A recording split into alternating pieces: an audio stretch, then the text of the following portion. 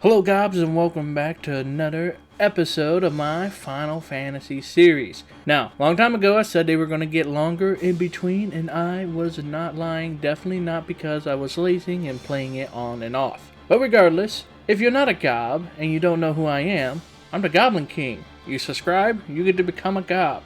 I upload various RPG content such as today. Now, if you're new to this series, you might be wondering, oh, what's this little goblin doing? Well, let me tell you, I am playing through every single main player Final Fantasy that's part of the main entries. 1 through 16, excluding 11 and 14. Okay, that's just what I'm doing. Single player, I get to play it at my own leisure. That's what I am doing. After I play and beat one, I go down and review it and break it down.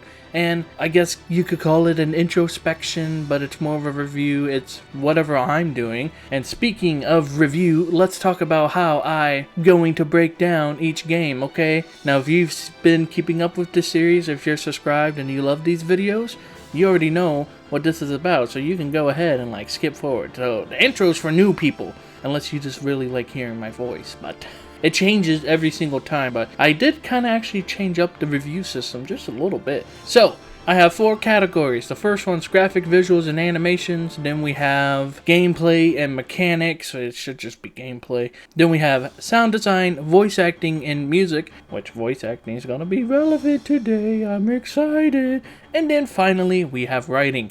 Each category is going to be awarded 0 to 3 gold coins after I get to the end of that section. 0 means I hated something in it, and I might even take gold coins away. A game series might be able to get negative gold coins, okay? I am requesting money from the developers for developing such a bad game. Although I don't think that will ever happen, but it could, so you gotta keep up. And then 1 gold coin is passing. It's like, okay, there was nothing horrible, but there was nothing great. And then anything above 1 gold coin just means how much I actually like that section about the game. And that's my review system. We have merits, demerits. I haven't used that in forever, but it's a way a game can lose gold coins or get more gold coins, and it's just stuff that doesn't really fit in the other categories. And then, finally, I give my final thoughts, sum up everything, and then we give the final rating. Now, a little bit more until we get into today's episode. We have opinionated content. Okay, it's a review. There might be something that you love that I hated, and if that's so, well, that's not going to apply today. But it might apply if there's something that I loved and you hated. And if any of those cases come up, then let me know in the comments below. I might do a follow-up video eventually, and you can be in there and change my mind. Maybe. Potentially. You never know with me. I'm all over the place if you couldn't tell. Just like today's video is going to be.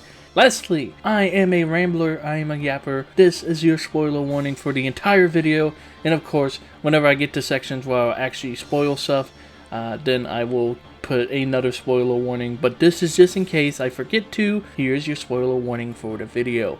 Now, with that long intro out of the way, let's get into today's videos. We have a lot to talk about because today is going to be a great episode, at least for what I'm reviewing. Now, you have to forgive me if I sound a bit sickly or hoarse, because I should have said this at the beginning of the video. You know what? Put this right before everything, okay? Right before I get into the title sequence. Put this here. Roll the title.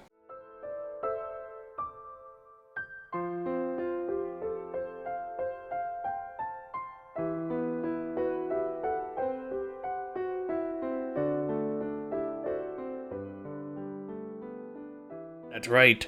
Episode 10 is Final Fantasy X. More specifically, Final Fantasy X Remastered, just like every other single Final Fantasy I've done so far. Everything has been a remastered so far. But before we break it down into sections, let's go over a bit about Final Fantasy X and Final Fantasy X Remastered. I played the remastered version on PC. The remastered contains Final Fantasy X, Final Fantasy X The Eternal Calm, Final Fantasy X-2. Should I say Final Fantasy X or should I say Final Fantasy X? X2 sounds way cooler than X-2. But whatever. And then Final Fantasy X-2, The Last Mission. Final Fantasy X is the first main entry Final Fantasy to be released on the PS2 and was released way back in 2001. I know, don't cry. It's been a while. The director is the GOAT once again, Yoshinori Kitase, which if you've been keeping up with the series or you remember, he's been the half director on Final Fantasy VI, the director of Final Fantasy VII, and the director of Final Fantasy VIII, and now he's coming back to release once again another goated game. This time, the music still has help from Nobuo Uematsu. In fact, I would say a lot of the songs in here are actually composed by Nobuo Uematsu, but it's not entirely him anymore. Final Fantasy IX wasn't the last time he made the entire soundtrack by himself, or at least composed it. He would get help from some new composers into the Final Fantasy series, or maybe they helped before, who knows. They are Masashi... Oh my gosh, I'm going to butcher these. I'm going to butcher every single name, unless it's easy. But we have Masashi Hamauzu? I'm so sorry. You don't come here for perfect Japanese pronunciation. And Junya Nakano? Something like that. Those are the other two composers that also helped on the soundtrack. So, that's it. That's a little bit about the game. I'm not going to sit here and read a Wikipedia article to you, so if you want to know more about the development of it all, go watch another video or go to the Wikipedia and just read up on it. Usually, if I do my little research that I do, I tend to put tidbits in here, but I didn't really see anything. Let's just break down this sucker, okay? This is going to take a while, okay? So you better buckle in, get some snacks, get some drinks. We are going... This is like a movie of Final Fantasy X from a goblin's point of view, okay? So I hope you guys are ready, because we are going to our first section. Graphics, visuals, and animations. Now, as I always say, it's not that hard to make me give a passing grade on graphics, because as long as they're not a visual eyesore, then I don't really care. I just wanted to put that forefront. If I don't touch up on the exact specifics on why I like the graphics, that's why. It's just on the totem pole of what's important in the video games, I think graphics are pretty low. So as long as it does something different, unique, and new, then I'm not going to complain at all. Now with that being said, let's just go over some minor points. Now, there are a lot of points I can go into about the graphics, okay? But like I said, it doesn't take that much to impress me. I like the way the game looks. I like the awesome CGI cutscenes. I like the awesome in-game cutscenes. I like the design of almost all the characters, okay? The underwater combat's cool. The design of the cities are fun. There are so many cool areas in the game. Like, I like the moon flow. That was cool. Anytime Sin shows up, Sin has such a awesome, terrifying design, and all the cutscenes that involve him are very horrific, almost always. But I'm not going to sit here, I'm not going to go over and name every single time the game looked good. Because at the end of the day, the game looked great. But there is a couple things I do want to touch up on. So let's go over each of our main characters. I like all the character designs, by the way, so if there's not a character I didn't name, you can most likely assume that I like their design. In no particular order, we have the main character, Titus or Titus. Yes, it can be pronounced both ways. That's just something that fandom seems to be divided on, but I will say Titus, I will say Titus. I said it while I was playing the game, and that's one of my minor gripes about the game, is you can name him, so that's why people are iffy on the pronunciation of it. Apparently, the true pronunciation is Titus, but a lot of people call him Titus. But it's because you can name him in the game. My gripe is, I wish he just had a set name that the other characters will call him, because when you have a nameable characters, obviously the characters aren't going to be able to say them, since this game is voice acted, so a lot of time it ends up with being you, that guy, him, but I'd rather just have it be a set name. I mean, there's nothing wrong with having a set name. I don't see why they had to make him nameable. I think the story just would have been a bit better if he had a set name that we could hear throughout the game. There's a minor thing. It's not gonna knock down the game or anything. It's just something personally I wish. We're also going to ignore this is the first Final Fantasy with voice acting, because I'll cover that in a later section. Next, we have Auron. Then we have Waka. I'm saying the name so you can see there's designs on screen. Although if you're watching this, you've probably already seen it and you just want my opinion. But if you haven't, here you go. Then we have Lulu, then Yuna, then Kamari, and our final playable character, Riku. Simply put, I like them all, although the portraits are a bit... Stop staring at me. As always, we also have different weapons that they can use, and this time we have different accessories that can change, like Titus's shield. A lot of them have like arm decorations or accessories that can also change based on what you equipped them with, so that was cool. We have other prominent characters such as Seymour has an awesome design. Was the Grandmaster Micah is cool.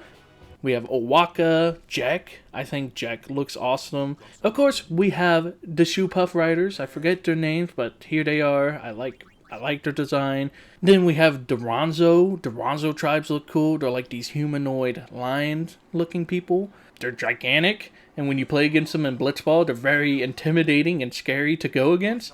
They didn't play that well in Blitzball, but they are very scary looking. So, and that's what Kamari is. Kamari's a Ronzo, if you couldn't tell. But anyways, like I said, I could go on and on and on about how I like everything about the game. Like I said, I like the towns, which Luca also has a fun design because it's based around a Blitzball stadium. And then, of course, like I said, there's other villages that you go. The second village, because you start off in the sea, there's an abandoned temple, and then Riku rescues Titus, and then you get pulled on the ship, and then Sin attacks, or you don't really see him attack, but you get flung into the water, and then Titus wakes up in Besaid.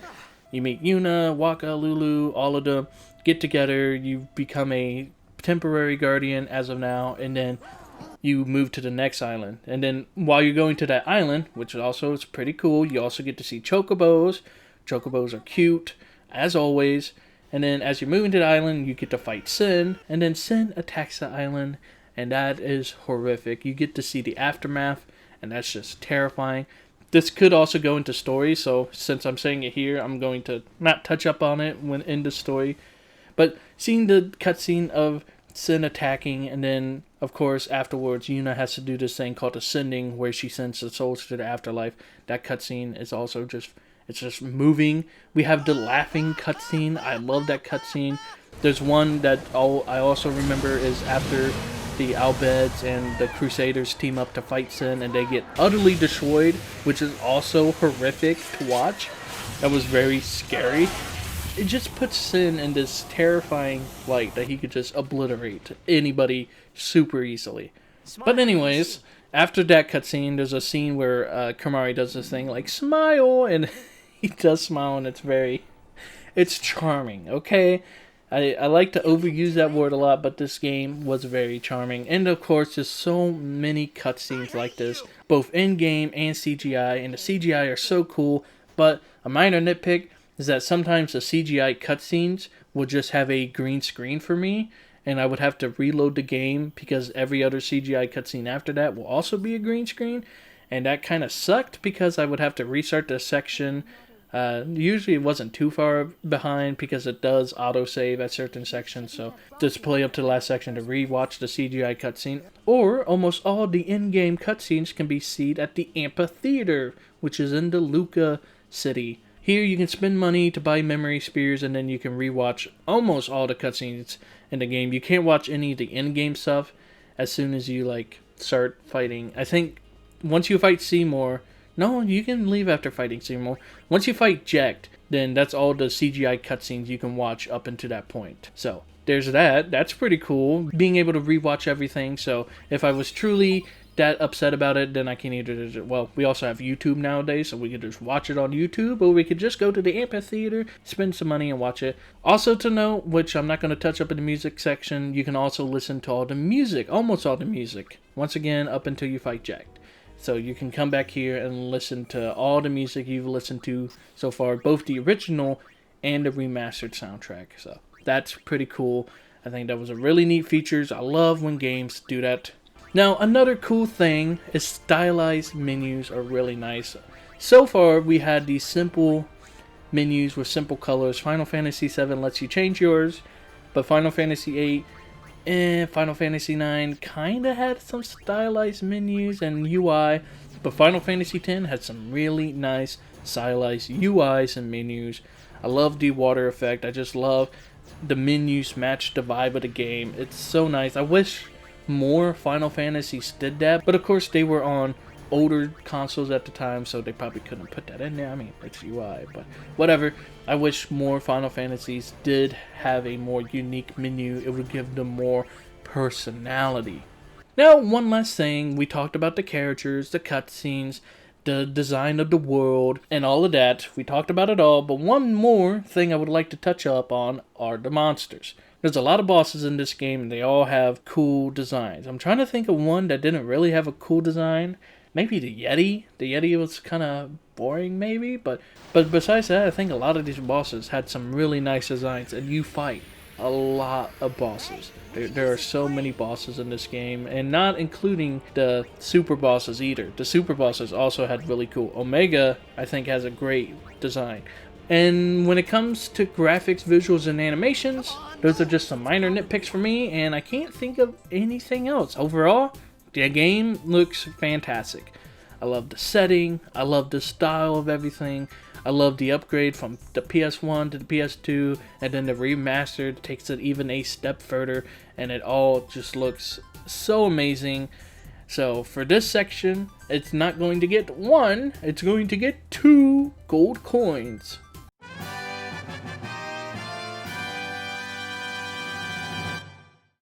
Man, I must have yapped your ear off. But that's okay, this is my video. I said sit down, this is like a movie. This is me talking to you, the movie about Final Fantasy X, the movie. Let's move on to our next section. Our next section is gameplay and mechanics. Now let's just say that there's a lot more to this one, at least on the surface. So you'll have to forgive me if I skip over lesser details like breaking down battles and equipment to a T. So since this is a Final Fantasy remaster, let's just talk about the remastered features that all the other Final Fantasy ports and remasters have. This one has cheat modes as well, such as 2 to 4 times speed, no encounters, max damage, etc.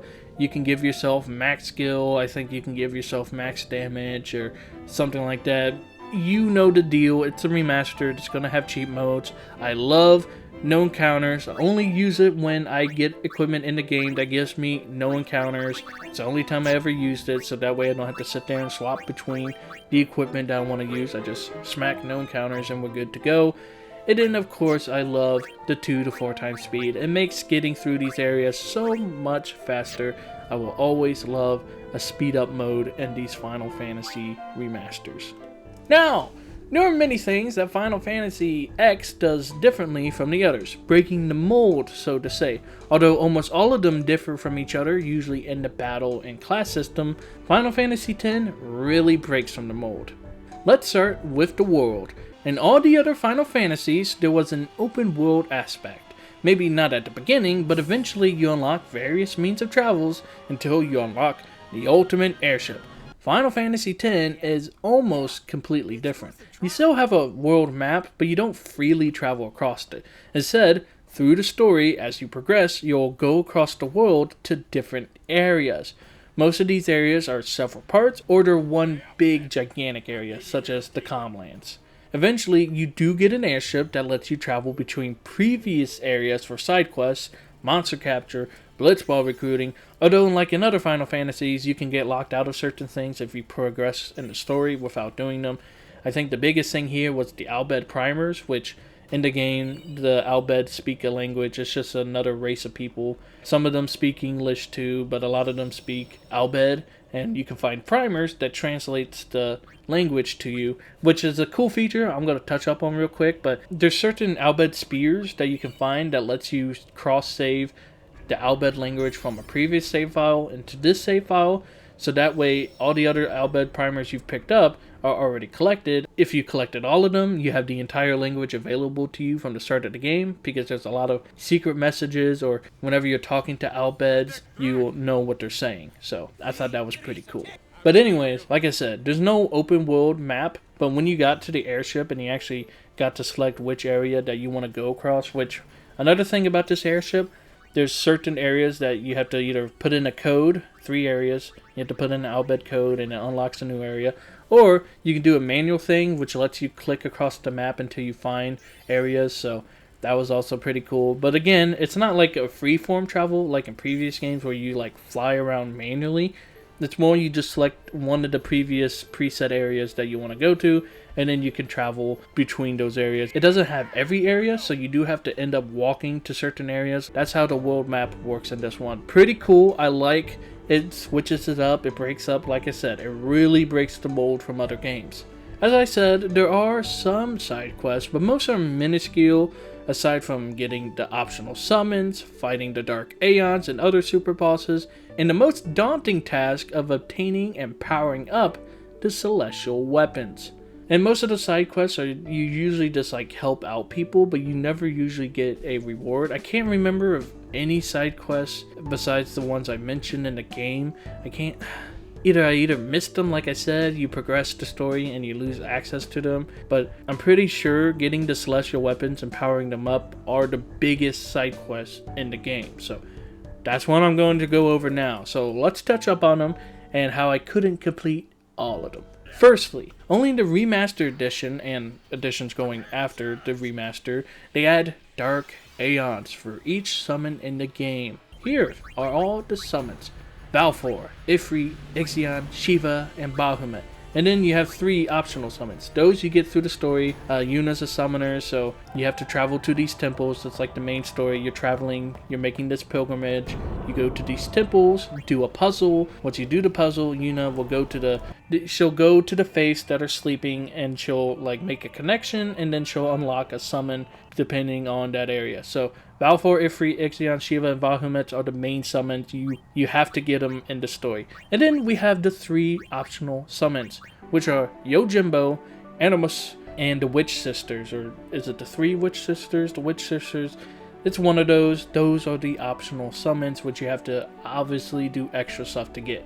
Now, spoiler warning, but once you progress enough through the story, you get marked as traitors by the main religion. And then if you try to go to a previous temple, there will be a maester, or not a maester, forgive me about the lore, but there is a summoner there, and they will summon a dark version, which is usually, all of them are super bosses, and they have like 500k plus health. Like if you go back to Besaid and try to go to the Besaid temple, you can't even get into the village. And there you have to fight Dark Balfour, which has 800,000 health. And for these super bosses, most super bosses in the game, since this isn't active time based or anything, which I'll get into that later, you can just grind and grind and grind. They're not really, I don't want to say they're not skill based, but most of them, if you just like complete the spear grid, which, like I said, I'll get onto that later. But if you complete the spear grid for every characters, or for the good characters, so to speak, then you can kind of just beat these bosses without a sweat. Right? Except for one super boss. There's like one super boss that's insanely difficult. But for the Dark Aeons, you can usually just grind out and then mow through them. Which I did do that for one super boss in the Omega dungeon just because I wanted to, and it kind of ruined the game for me, but I kind of did it all myself because once I got into the end game, I kind of just used Titus and he could just 1 to 2 shot every end game boss. I'm like, I don't see how people have fun with that. I'm gonna be honest, that's just me. But that's the Dark Aeons. They are considered a side quest to the game itself, although you don't need to beat them. Next, we have the optional summons, which ties into the celestial weapons. Don't worry. Yojimbo is the easiest. You go to his dungeon, fight him, then you pay or haggle his faith either from 250k to 300k gil, and you get him. Special note, Yojimbo is the only summon that you have to pay in order for him to use a move. Usually you just have to pay him 1 gil plus, and then depending on how much you pay him, he'll use a better move, but I always just ended up paying him 1 gil and he would just use his good moves anyways. And if you pay him 0 gil, he just dismisses himself. So that's pretty fun. Next, we have Animus, which is Seymour's summon. In order to get it, you have to get all the secret treasures from the trials, the ones I mentioned previously, the puzzle-based dungeons. Side note, I hate puzzles, so I just used the walkthrough on all of them except for the first one. And I also really hate the song for the trials, so I did not like the trials. But it was fun seeing puzzles instead of just constantly fighting, so that was a nice break for the monogamy. Monogamy? Is that the word? I don't know. break from the usual stuff that you're doing, just fighting. But anyways, after going to a special area from the airship, you go back to the first dungeon in the game, you refight the first boss that escapes whenever you're fighting with Riku against this boss, or you guys escape from the boss, whatever, you refight this boss, you kill him, and then you're able to unlock Animus's dungeon. Most notably, you also find Lulu's celestial weapon here, but oh man, powering up her celestial weapon is a doozy. But more on that later. We're talking about Animus. You find this dungeon. Once you complete this dungeon, I assume it's another puzzle that you have to do, or maybe you just have to fight to him. But anyways, once you unlock him, I think he's considered the most powerful summon in the game. A cool thing about summons that I should mention, of course they all have long summon animations, not the longest, but they're still quite long, so it can be really annoying to summon them. But a cool thing about summons in this one, they kind of work like in Final Fantasy VIII in a weird way. Let me explain. Not to a T, but more that they're their own entities, and that you can level up their stats. Because whenever you summon in battle, they replace the party, and you get to pick the commands as the summons, and they all have their own ultimate / overdrive abilities and special moves. And you can also teach them various magics, even special abilities like double cast. So you can have a magic summon and then a physical summon. I just ended up using Bahamut most of the time once you unlock them, because Bahamut's the GOAT. Why wouldn't I use him? And that's just how summons work. You can also level up their stats using the spears that you use to level up in the spear grid. And graphically wise, they all have great designs. They all have awesome animations. I love using the overdrive abilities. It's all very fun. And that's it about summons. Let's talk about our final optional summon. Oh, I forgot to mention, before we talk about the Witch Sisters, I got locked out of getting these optional summons because I progressed the game so far where they got called traitors, and then I realized, oh, I didn't get the secret treasure from the Besaid Temple. So I tried to go to the Besaid Temple, boom, Dark Valfor. There's no way I'm getting past Dark Valfor. I'm not grinding in the game for that long, so I just locked out of the Animus, which also locks me out of the Witch Sisters. Hey, let's talk about the Witch Sisters. To get the Witch Sisters, you need to capture certain monsters, and then you have to defeat Bahamut in this other area. Special note, this is where you get the Celestial Mirror. Notice for later. You get the crown and staff, then you have to defeat all the summons in the game, including the optional summons, and then you can get the Witch Sisters. Since I can't get to Animus, I can't get the Witch Sisters. Oh well. And that is our optional summons. Finally, the biggest side quest in the game, the Celestial Weapons. I'm not going to go over every single Celestial Weapon, since some of the tasks for them are just boring. I'm just going to go over the really hard ones and the really annoying ones to get. Let's touch up on what a Celestial Weapon is. They are the ultimate weapons for each of the main characters. Now, I'm not sure if they're the best weapons, but since they have this ability on them called Break Damage Limit, because usually the max damage you can do is 9,999. Break damage limit lets you do 99,999. And that's why I think they're considered the best weapon. I don't think you can put that on any other weapon. I think it's only on the Celestial Weapons. Therefore, I think the Celestial Weapons are also good. They also usually have like triple overdrive, which just lets the main characters get their ultimates faster. So that's pretty cool. And then each one has 2 different abilities, depending on the Celestial Weapon for the main character. So, firstly, you need the Celestial Mirror that I mentioned before, which lets you get the 7 weapons.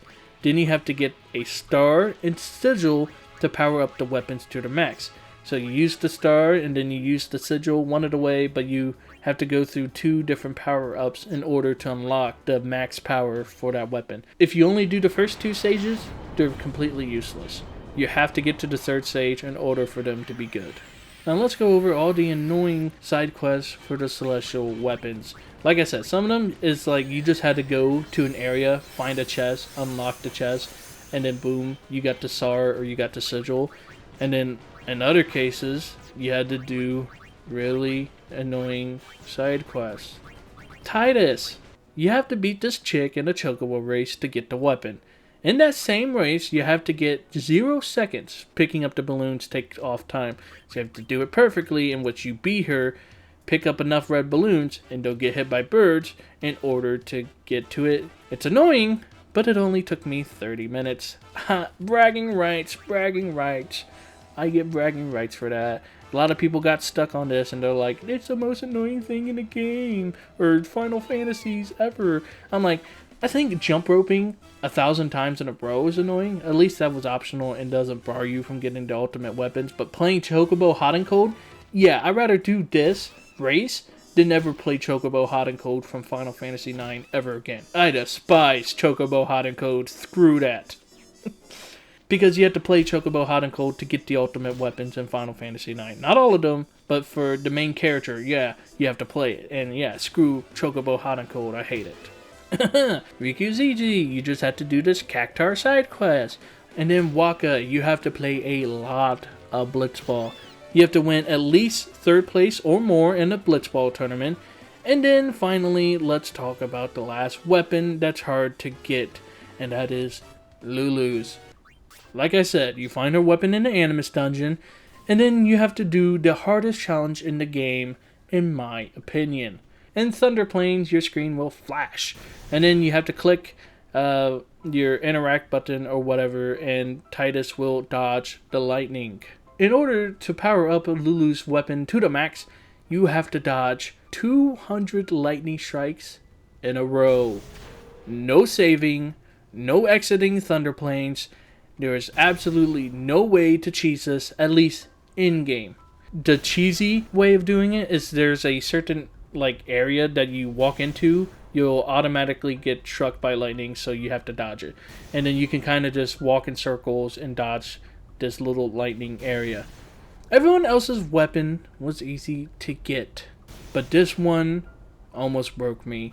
And then as I was sitting in a call trying to unlock this weapon, I went into a trance. My mind wandered and I locked in, so to say. And then I ended up with this. I don't know how I did this. I don't want to believe I did this. And I still to this day believe this is a glitch on the game's part. I refuse to believe I did it for this long. There's absolutely no way I jumped that many times without getting hit. I just refuse. I refuse to believe it. But let's move on. Lastly, before we talk about the main gameplay of the game, I mean, this is all sort of the main gameplay of the game. This all ties together. But before I go into the spear grid and how the game plays, let's talk about minigames. Now, previously in Final Fantasy VII, we have Chocobo Breeding. Final Fantasy VIII, we have Triple Triad. And then in Final Fantasy IX, we have Tetra Master. For this one, we have Blitzball, the big minigame of Final Fantasy X. Well, since this video is undoubtedly already long, I'm actually going to separate breaking down Blitzball into its own video. For the first time, we are going to have a follow-up to one of my Final Fantasy introspections. But just know, in order to get Waka's Celestial Weapon and power up to the max, you have to play a lot of Blitzball. Spoiler warning, I love Blitzball. I don't care if it's the weakest part of the game to some people. I enjoyed playing it. It reminded me of the Ape Escape 2 minigame, Monkey Soccer, and I enjoyed that a ton. So, you know what? I don't care if people hate it. I love it. And that's all I'm going to say about Blitzball. Like I said, go watch that continuation video. I'm not sure when it will be out, but I will be recording and uploading that. It won't be near as long as this one. I just feel like it needs its own video because I love Blitzball that much. Although it did get a bit annoying towards the end when I'm just trying to get the sigil to show up. That was really annoying. But the journey there was really fun. Now after all that, let's get to how the main game plays. For the most part, I mean, as I said previously, all the other stuff kind of ties into this, but let's talk about how it plays. Let's start at the battle system, and then we'll get into the character customization you can do. Firstly, we're going from Final Fantasy IX to Final Fantasy X. We go from 4 party members back to 3. More importantly, from Final Fantasy IV to Final Fantasy IX, it has been active time battle. Of course, some of them let you set it to wait. So if you're in a menu, it pauses the battle. But for the most part, all the turns are going simultaneously. But in Final Fantasy X, it's back to good old-fashioned turn-based. But not only is it turn-based, it's one of my favorite RPG battle systems. One I call delay, in which characters get turns based on this chart at the side. Certain moves are faster unless the player acts before a monster again, such as using an item, or moves like haste adds extra turns. You can also use delay moves that knocks monsters down the chart, although most bosses are immune to this, so I never used them anyways. Like, why would you use them in the normal battle? Just use a regular attack. But I digress. Although it's not as in tune, so to say, compared to newer RPGs that have a delay system, it still holds up for the time, and I enjoyed it immensely. I was so caught off guard because this, like I said, Final Fantasy X really breaks the mold. Going from turn-based to active time battle, and now we have delay out of nowhere.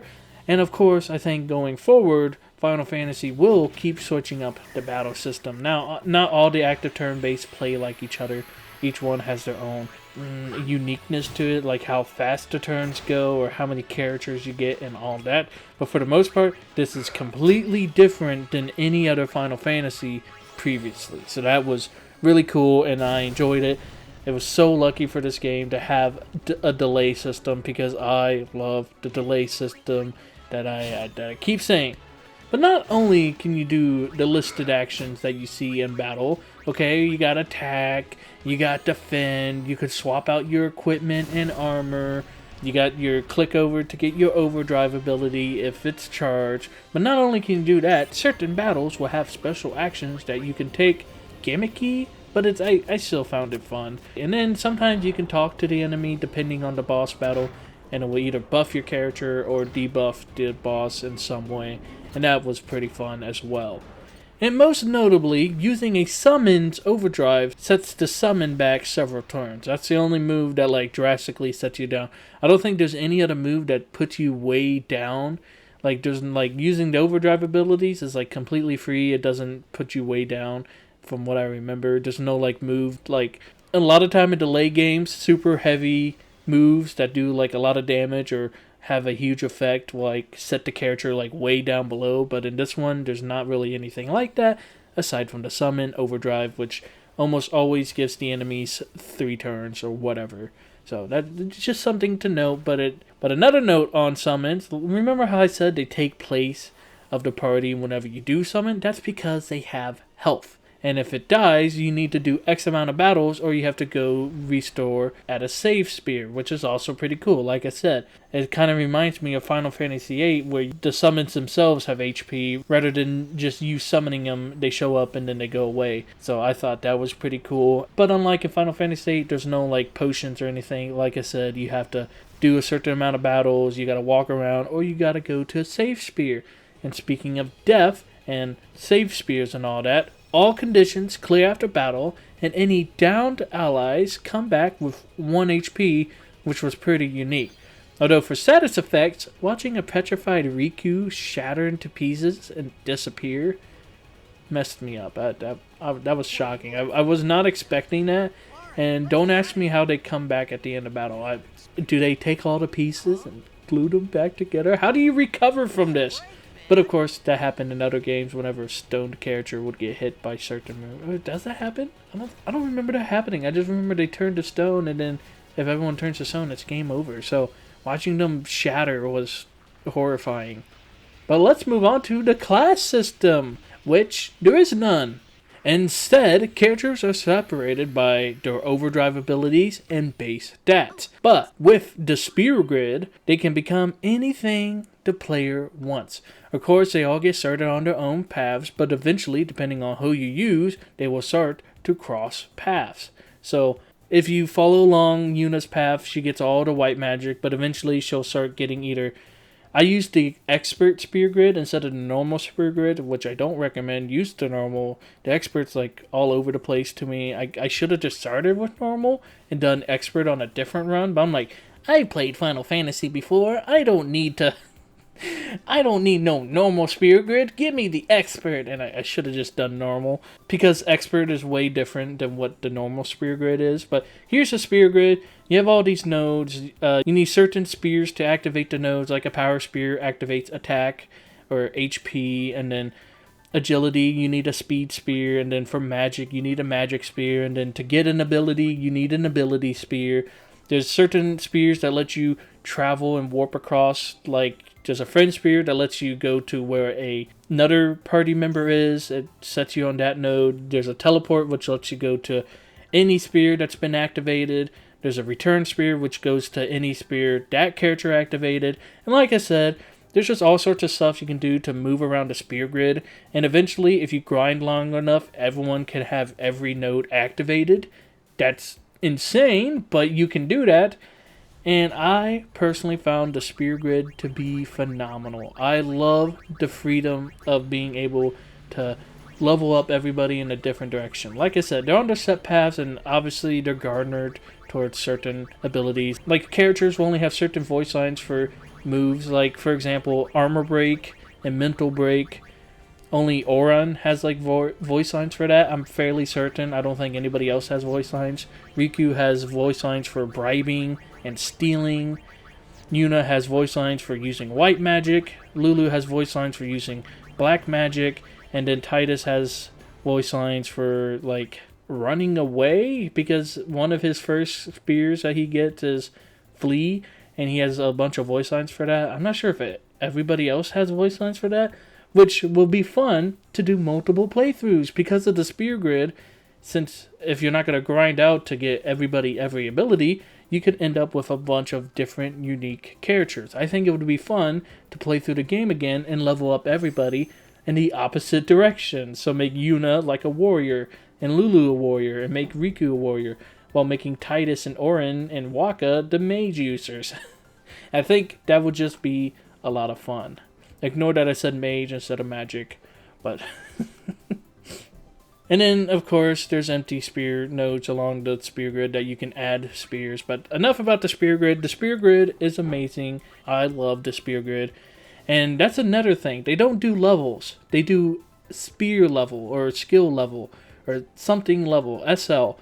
You win battles, you get SL points, and then eventually you get a SL point. Okay, see, you get experience points, which gives you an SL point.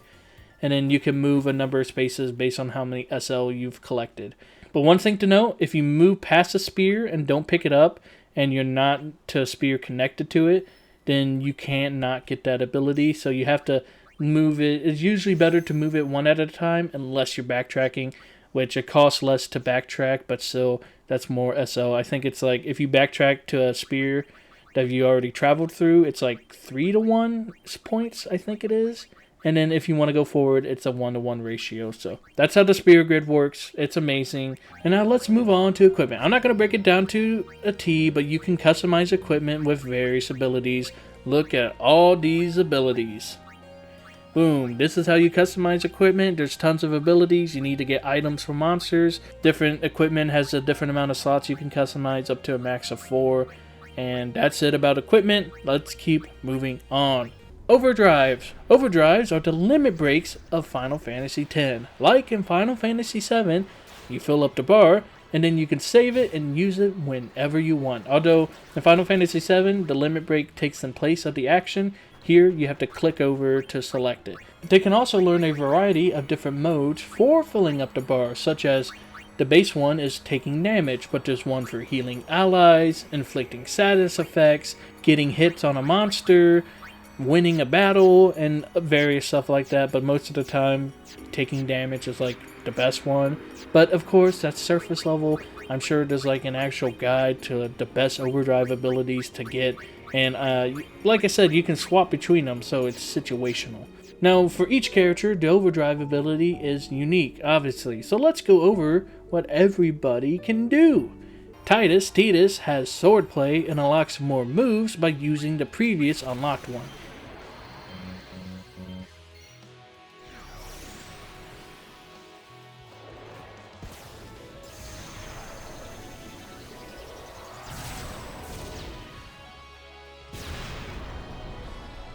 Yuna gets Grand Summon, which the summon is summoned with their overdrive immediately, and then if they had an overdrive already, they can use another overdrive once it gets back to their turn. So that's pretty cool. Kamari has Ronzo Rage, which is blue magic. If he uses a move called Lancet on certain enemies, he can learn a special move. Orin has Bushido, which you can learn more moves by finding Jek spears across the land, which are little orbs that contain a cutscene of Jek, because as he was traveling with Vraska, story stuff, but he was traveling with Vraska, which is Yuna's father, Jek wanted to record everything to leave for Titus and the others, mainly just Titus. It's Titus's dad, and it shows him in the past with Orin and Vraska on their pilgrimage. That's pretty cool as well, just sliding that back in there. Raka gets reels, which is gambling. Yes! I love gambling. And like I said previously, you have to play Blitzball in order to unlock more reels.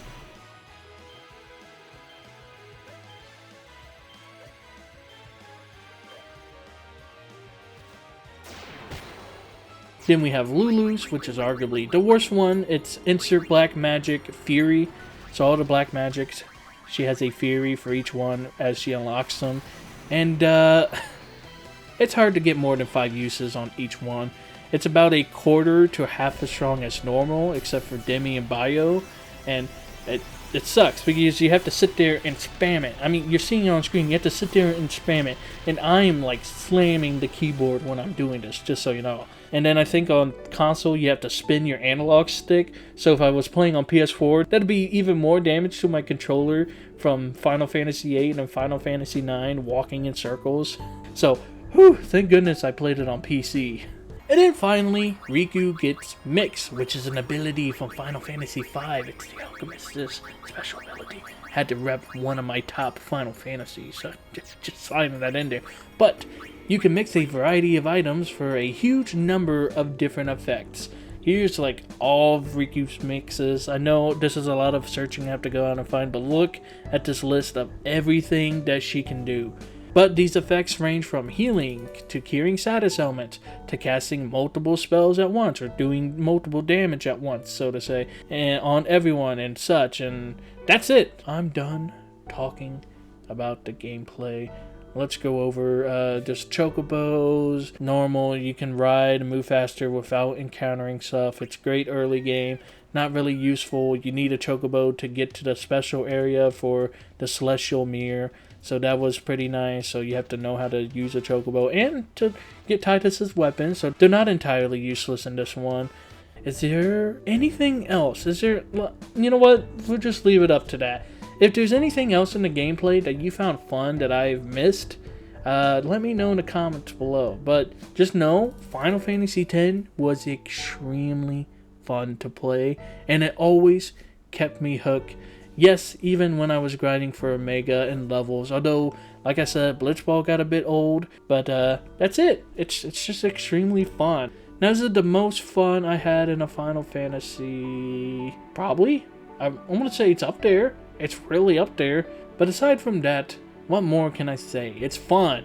I love every little part of the gameplay. I can't think of a time where I was just utterly annoyed at the game, except for maybe, like I said, grinding for Omega. It wasn't bad, but I got really annoyed. And then for Blitzball, trying to get Waka's star or sigil to show up or whatever you need, getting that to show up was getting old, and I was kind of just doing the same thing. But besides that, I can't think of anything. So you know what? Gameplay mechanics, 2 gold coins.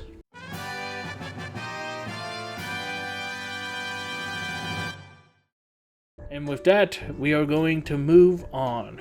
We're halfway there, everybody. No worries, it usually goes downhill from this. Who knows? You guys know how much of the video is left, but I don't when I'm recording this, so who knows? Because we are moving into our next section. Sound design, voice acting, and music. Now, sound design, as always, it has to be some really bad sound design in order for me to talk about sound design. But since there's nothing bad here, it's great. There's no out-of-place sound effects. There's nothing that bothers me, annoys me. Sound design here is great. I love all of it. There's nothing that really stands out to me that I can think of, so we'll just mark up as sound design is good.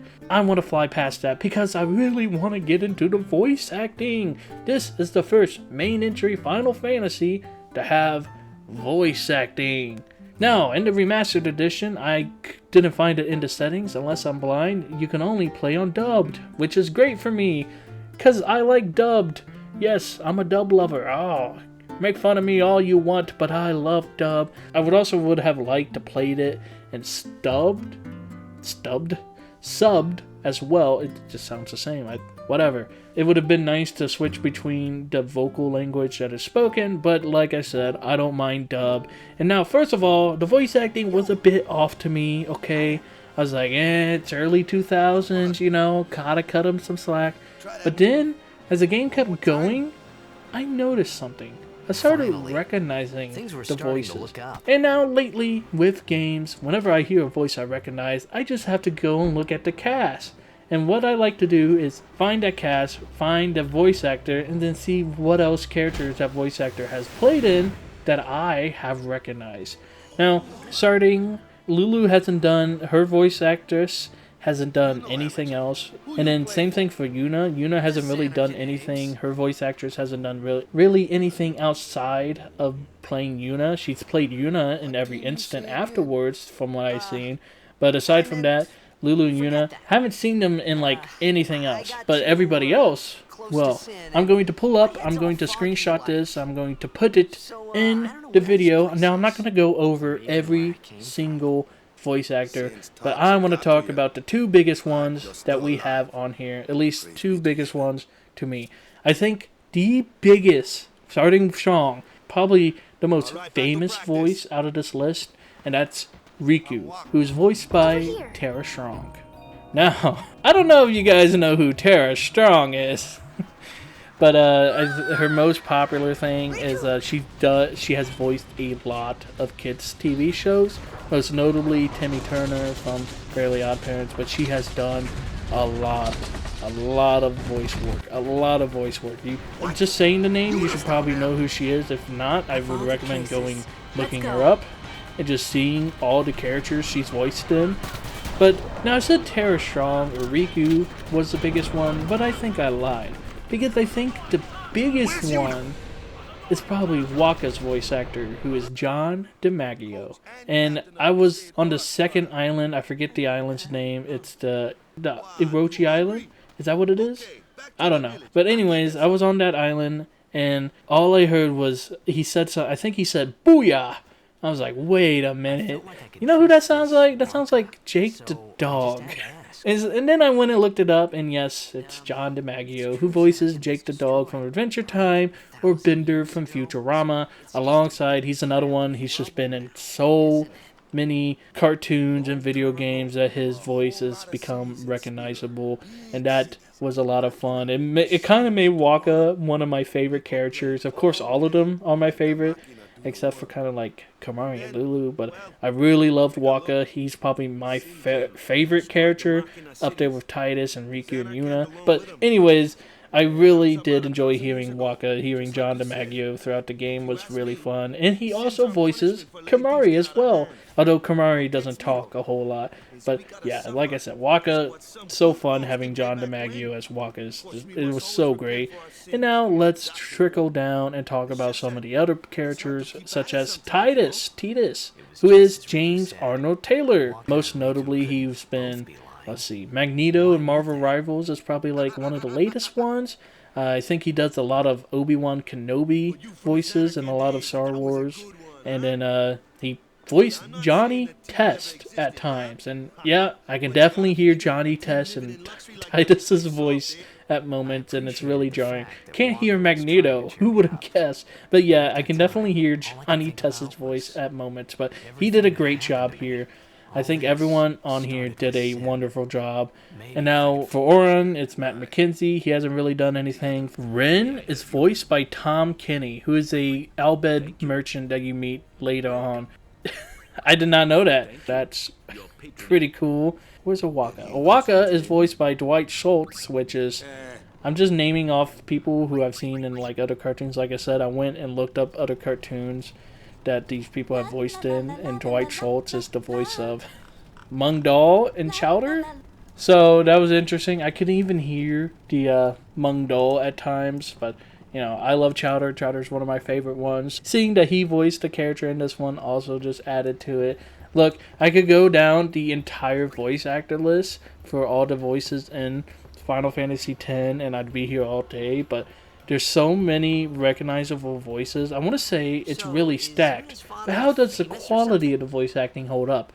At first, it's a bit but then I guess it just grows on you. It just grew on me. I mean, by the second island, I was already used to how everyone sounded, and it was awesome. I enjoyed the voice acting. I think they did a fantastic job, especially for being really early into the voice acting scene. I want to say, don't get me on that. I don't know, early 2000s and previous was really rough for voice acting. It wasn't really seen as a serious profession, right? Can I say that, right? But don't quote me on that. Okay, I'm just a little goblin. I liked the voice acting for the game. And now let's talk about another thing I liked: the music. Music is undoubtedly one of my top priorities in a video game. This is a personal opinion, but I feel like music has to be really good to make your game really good. I feel like a lot of the time for me, if the music's really good, I'll suffer through a video game just because I enjoy listening to the music. So music has a spot in my heart, which is why previously it's been worth 2 gold coins. I would knock off a gold coin if I didn't like a lot of the soundtrack, and then I would add another if I loved a lot of the soundtrack. And here, oh my gosh, there's so many good songs. Where to even begin? Let's start with some stuff that I hated. I hated the Trial song. The Trial songs was absolutely awful. I hated it. I think it's the worst song in the entire soundtrack. And besides that, I think everything else was pretty great. Let's talk about a lot of the songs that I like.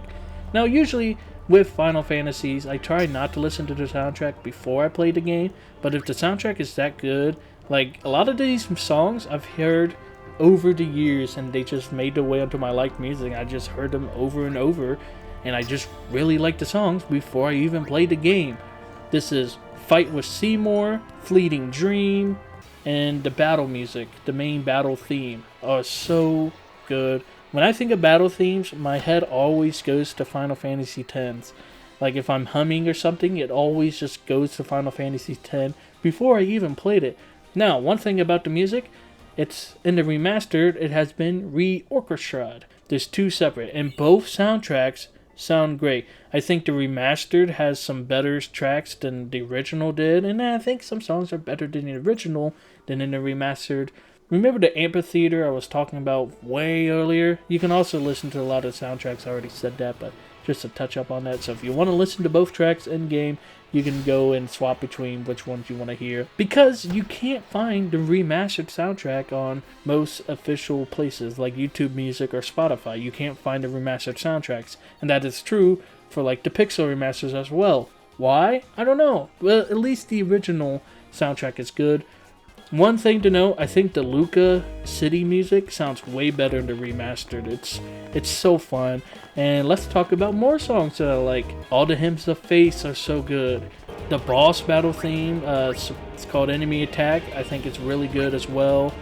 A lot of the areas have just good background music. I was listening to it while I was walking around the store, and it just feels like you're on an adventure. And what more could you ask for in a Final Fantasy game?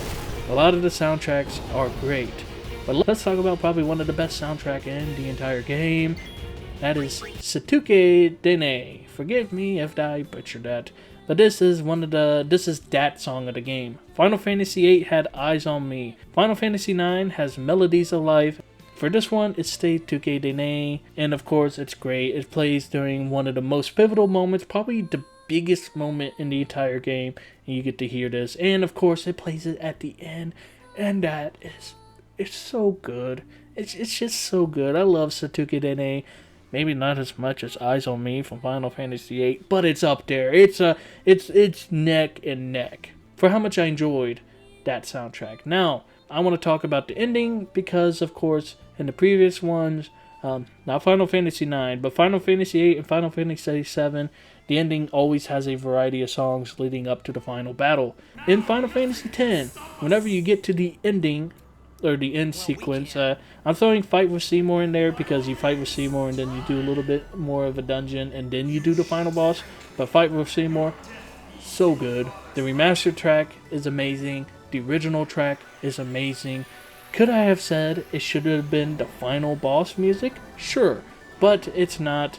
And even if it's not, it's still so good. It's so, I love Fight with Seymour. It is a classic to me.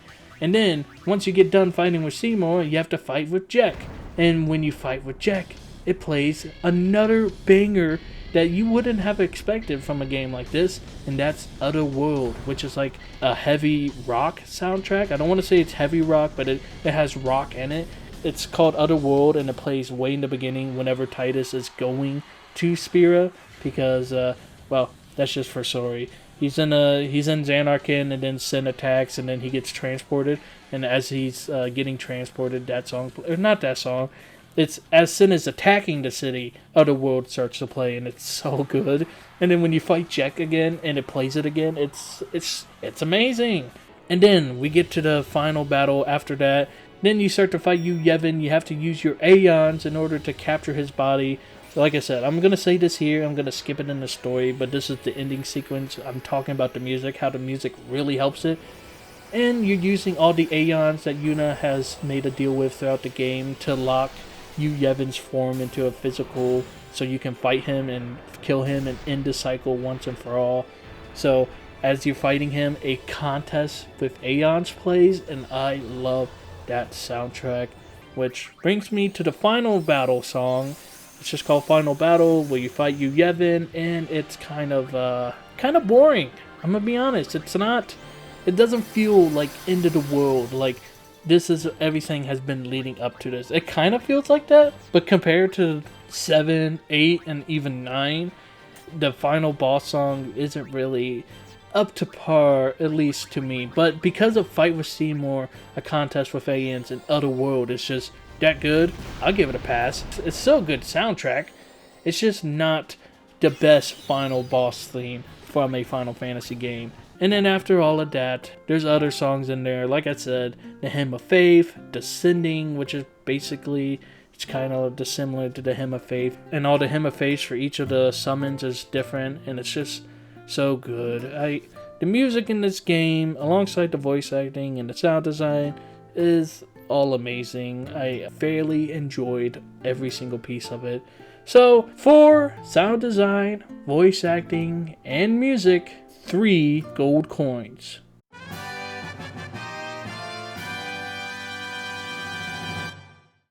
Now, that brings us to our final section, writing. Now, I've practically gone over a lot of the story of the game already, so I'm gonna skip the synopsis and talk some more about the big twist of the game. Or no, you know what, since I enjoy these games, the more I enjoy the game, the less I want to tell you guys about the story. So if you haven't played the game before, you can go out and play it. But the twists in this game are so good. There are so many high moments in this game, and a lot of them are so amazing. They challenge a lot of concepts, like seeing Waka have to go against what everything he's believed, and like Yevon in the teaching so far throughout the game, and then now it's all turned up on his head as everything's revealed to him, and now he has to live through that. Just the sense of duty from Yuna, from foregoing her own happiness for the sake of the people, for the sake of the world. Should she give that up in order to make other people happy? Should she sacrifice herself in order to make everyone happy, even if it's for a short amount of time? And that's Yuna's decision. That's a great moment in there. We have the secret plots, or not really a secret, but Auron and Titus, they know more about what's happening. Like, they know Sin is Jack, who is Titus's dad, and Titus always hated his dad, so it makes him hate Sin even more. And you get to see that throughout the game, why Titus doesn't like Jack and everything that happened before Titus came to Spira.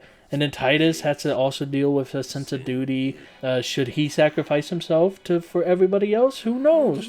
He wants to save Yuna so bad, and it's like, what is he going to have to go through in order to do that? Or something like that. I'm rambling, but I think it's so good. I think Waka goes through like the biggest changes, because he hates Al Bhed because of the teachings, and then he learns that, oh, Riku and Yuna are both Al Bheds. Riku's a full Al Bhed, and Yuna's half Al Bhed. And he's like, the person he's been looking over as a little sister is the thing that he has hated the most. And it's so good. We have Kamari having to deal with the loss of his people, although it's not that much, but he has to go against his people, and he has his own storyline. Lulu, she doesn't like Titus, and you have to deal with that as well. She also has to keep Waka and the others in check, and it's this whole back and forth between everybody, and then you learn more about her as you do optional stuff, such as her previous pilgrimage, because she was a guardian for a previous summoner, and you have to go to Yojimbo's cave to learn about that. And there's so many like little moments throughout the game that aren't in cutscenes. Like if you go back and talk to Ren a couple times, he'll like talk about the language, and it's like, oh, you've collected a lot of Albed primers, or like, oh, you're really good at speaking the language now, Titus. And that was just so many little charming moments. There's so many big moments, like crashing the wedding, when Sin attacks the Crusaders and Albed's combined forces, when you tear apart Sin with the airship towards the end of the game, having to fight Seymour every single time and dealing with Seymour. The whole Blitzball tournament was a lot of fun, and you had a real like Underdark story going there. That was good, and it's just who could forget? Ha ha ha ha ha ha. That the laughing scene, I've gone over it over and over in this video. The story is just so good. I love the twist. I love it. Just kept me hooked in the entire time. And now I'm just rambling. But like I said, there might be some faults in there, but I think everything else just makes up for it. I liked all the characters. I didn't find anybody annoying. I liked learning more about the world. Like there's a grandmaster. Or not a grandmaster, there's a traveling, like, I don't know what he is. It's Makin, but you can talk to him to learn more about the world and everything that happened before Titus got there, and it's just, I love it. I love the story. The story is probably one of my favorite by far. I just, I'm not one for breaking down writing, okay? I'm not a professional or anything, so even if there's like, oh, but it's so laid out for you, oh, but it's so tropey and all of that, I don't care. It's a good story. It's my opinion. It's a great story. I love it. I love it so much. This is the second time a game has made me want to immediately dive into the sequel. After watching the Eternal Calm, which is like a 30-second cutscene that takes place between the events of X and X2, so it's like a branch over into X2. After watching that and playing the game, I immediately wanted to start playing X2. But I'm like, no, I have to do the main Final Fantasy series. So after this is all said and done, I'm immediately going to play X2 because I want to see what happens. I want to rescue Titus. Oh yeah, I forgot. At the end section, throughout the game, you find Titus is actually being made by the Faiths, the same Faiths that the Yuna is making a contract with. So in order to save Yuna, because at the final summon, Yuna has to basically give up herself in order to summon the final Aeon who will lock away Sin for a period of time. So she has to sacrifice herself for everyone else. Well, you're like, no, we're not going to take that. And then you have to fight Yunalesca, who is a very important lady. She's basically, who was she? She was... she was like one of the first summoners, I want to say. Or at least one of the first people to help the summoners or something. You fight her, and that scene is great. And then you find out that the Faiths have dreamt up Sanarkand, and that Titus is actually a dream. And when you look at the title of the songs, A Fleeting Dream and all that, and everything, it just, it just ties in so well. And then at the end of the game, before you fight the final boss, Titus is like, hey, this is our last fight. I'm going to disappear. And then he doesn't follow up on that. And then Yuna does the sending. After you beat the final boss, she sends everybody's soul to the afterplane. And then you watch Titus disappear. And it just tugged on my heartstrings. Yuna's so upset. Or not really. I wouldn't say exactly. I mean, it has to be upset watching someone that you fell in love with just disappear and you can't do anything about it. She even says I love you, and then watching Titus just jump off and essentially disappear as he passes by Orin, who's also been dead. There's a lot of dead people who still live because that's the whole thing with sending, is you gotta send someone or else they become a monster, but some people linger to their physical form and don't get sent, so that was another thing. So you watch Orin disappear too, which is also really bittersweet, and it's just, oh my gosh, the ending. And then you see Eternal Calm and you find Titus is alive and he's trapped somewhere and you have to play X2, and it's like, writing gets 3 gold coins.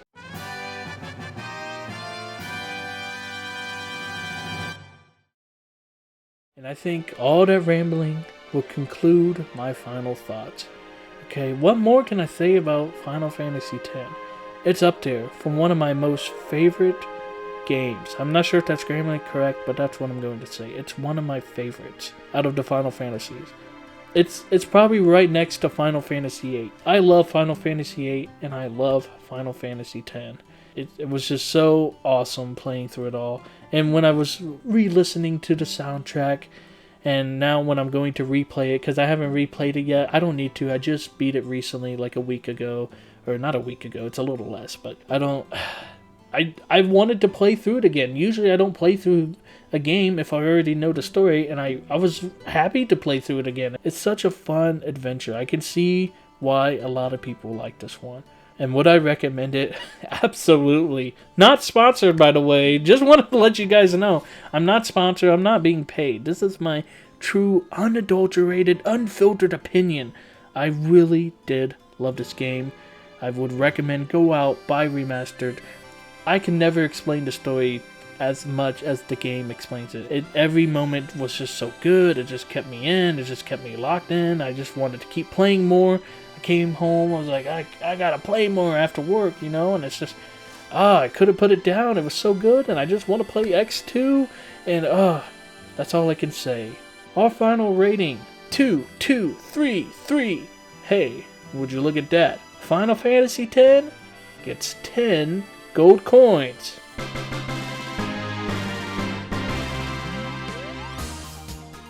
Final Fantasy VII got 7, Final Fantasy VIII got 8, and Final Fantasy IX, we don't talk about that one.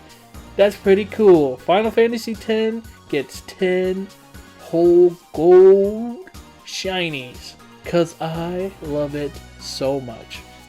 And I hope you guys love this video as much as I loved recording and having to edit and cut down all the... So if you made it this far, thank you for watching. My voice is starting to give out from how excited and rambly I got, so I hope you guys can truly understand how much it means to me. Whenever you watch it, all of it, it means so much. So thank you again for watching it, especially if you made it this far. I hope I made a decent background noise for you guys. And what more can I say? Subscribe if you want to see Final Fantasy XII, the next one in my series. I've already played through it, so I'm going to play through it again and even do more stuff and get a better hone in on it. And, of course, I do other RPG content, so if that interests you, subscribe. All my social media is in the description if you want to reach out to me. And I hope you guys have a lop of a day. May your adventures be grand.